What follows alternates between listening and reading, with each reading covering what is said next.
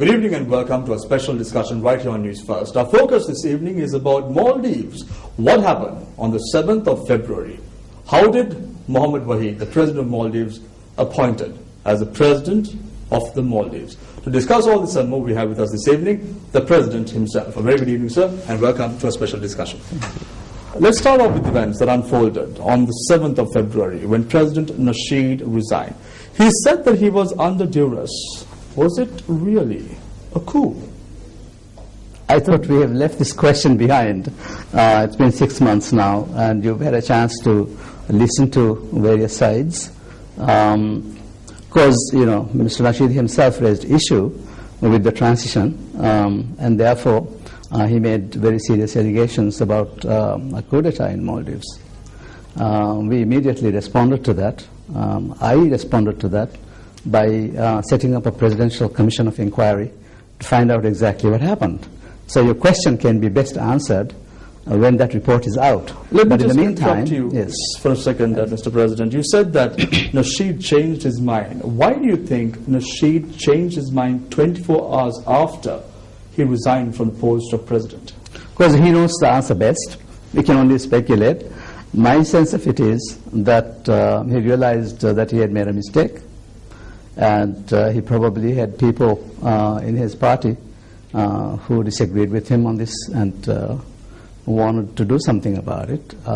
Clearly, a lot of people's hopes were dashed by the decision that he made in his resignation. Mm-hmm. And therefore, I'm not surprised that he was forced to come back and say, this is irregular, and therefore, he was forced to go, and so on. But, he will know the reasons best. Mr. President, you said Nasheed did mistakes. What are the mistakes he did? You see, you have to see this in a historical perspective. Not a very long history, but the recent history of Maldives has been a struggle to establish democracy. And the election in 2008 was a turning point when he and I teamed up together. I became his running mate, and we ran for the election. First round we didn't win, the two of us. Then we made a coalition with other parties. I'm also from a different party from Nasheed. We made a coalition of about 5 different parties, and we were able to barely win that election. But soon after, people assumed that democracy arrived. Democracy, we are learning the hard way that it doesn't just come overnight. It's a process, it's a journey. And 2008, of course, was an important milestone, but that wasn't the arrival of democracy in Maldives. Many of our partners, many of our international partners particularly, assumed that there is democracy in Maldives, and therefore they could take a step back. In the meantime, Nasheed administration, in which I was vice president, I got sidelined because I didn't join his own political party. Is it because he did not trust you, Mr. President, that you were sidelined? He didn't trust me because I wasn't in his party, but he trusted me enough to agree with me, come to an agreement with me to win the election. And specifically, we had an agreement of power sharing. I'm supposed to get certain number of positions in the cabinet, mm-hmm. and in political appointments and so on, which he did not respect. And I'm not the only one. There are other coalition partners also which he didn't respect their agreements, and therefore the coalition was dismantled. He wanted to strengthen his own party and rule the country as an MDP government. Mm-hmm. Often people began to refer to it as an MDP government and so on. Mr. President, you served as the Vice President of Nasheed's cabinet for 3 years, 2008, 2009, 2010, 2011 as well. I want to know, Mr. President, why didn't you object to the actions of Nasheed? I did object to various, at different times during the 3 years, I did object to things that I didn't agree with. Specifically came out and said, the President and the Vice President don't get elected to rule for a particular party. Once we are elected as President and Vice President, we are supposed to serve the whole country not a particular political party. And that got me into trouble right from the beginning. But that was my stand. And then with the arrest of the criminal court judge, I opposed that because all along we worked for democracy, and the fundamental of democracy is freedom, or individual freedom. And when after the change in 2008, at least we assumed that we would not be picked up in the middle of the night and sent off to an undisclosed location. And when that happened with the assistance of the military, it completely crushed any hope that we had, that we have now made this democratic transition, and that we have the guarantee of individual freedom.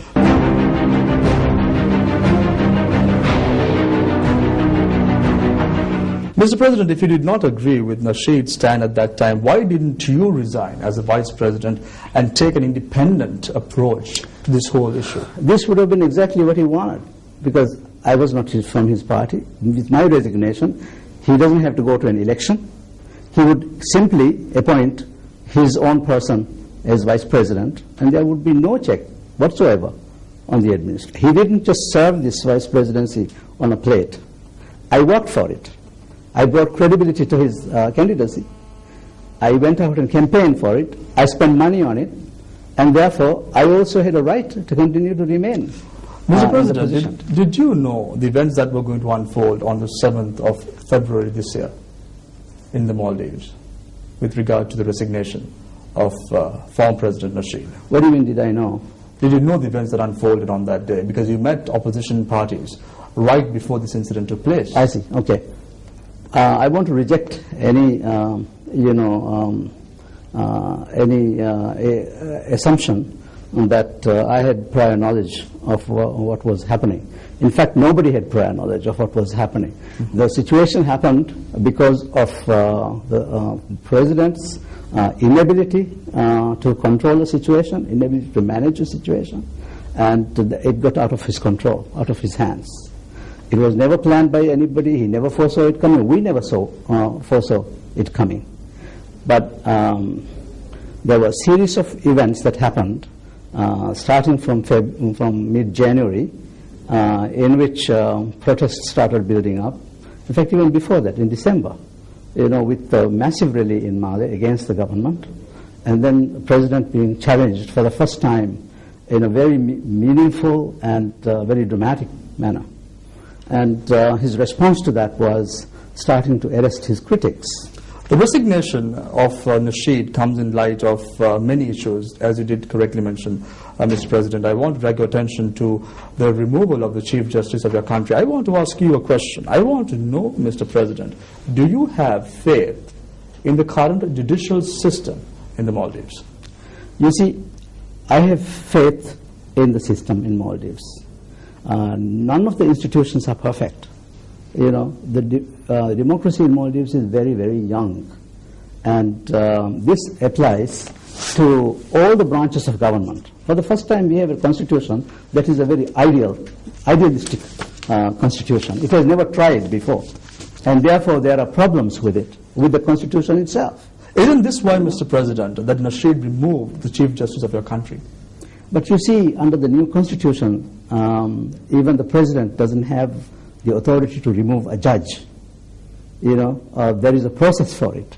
And, you cannot break the law and undermine the constitution and undermine rule of law in the name of trying to improve the system. But the general notion, Mr. President, is the fact that the judicial system in the Maldives is corrupt and consists of individuals of Mr. Gayoom. Same accusations can be made with regards to all the institutions of government in Maldives. It's not only the judiciary. We cannot single out judiciary just because the judiciary refuses to arrest, detain people, that President Nasheed wants. Mr. President, many say that you act based on the whims and fancies of Abdul Gayoom, the former president of the Maldives. How far is this claim true? This is not true. See, the former president, Mr. Gayoom, still happens to be a provisional leader of one of the political parties. Mm-hmm. And when I assumed my responsibilities as president, I knew that the situation in Maldives was a very precarious one. It's a delicate one. And therefore, I felt it was important to create a government of national unity. I invited all political parties, including Mr. Nasheed's party, to participate. In fact, their chairperson participated in the first meeting. I agree with the efforts that you have taken to form a national unity government in your country. However, my question now to you is, Mr. President, that you have appointed a retired colonel as defense minister, you have appointed Mohammed Jamil as home minister, both of whom were supporters of President Gayoom. Then you have the daughter of Mr. Gayoom as the state minister of foreign affairs as well. Will we see a slide back to dictatorship in our country? No, because we saw the manner in which for 3 decades Abdul Gayoom was ruling the country. These are the kind of fears that Mr. Nasheed has been trying to promote in the minds of particularly our foreign observers. This has no real basis for it. So, Mr. President, we have fought for democracy in our country as much as Nasheed has. Nasheed is known to the rest of the world because of his street-level activities. But you don't have to be on the street to fight for democracy. I was fighting for democracy in the 80s. I was the first person to ever run a modern campaign in Maldives. My entire family, went into prison. So we have been part of this democratic process.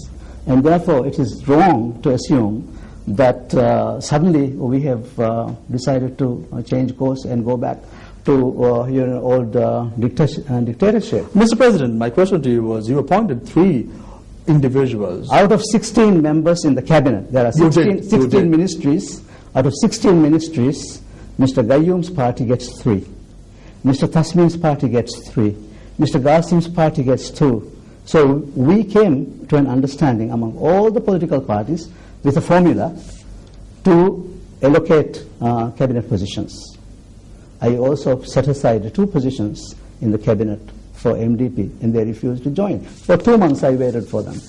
Mr. President, with regard to the events that unfolded on the 7th of February this year, a commission of national inquiry has been established under your patronage, which was forced down by the Commonwealth countries. That is what the general notion is. I want to know, what is the progress of the Coney report?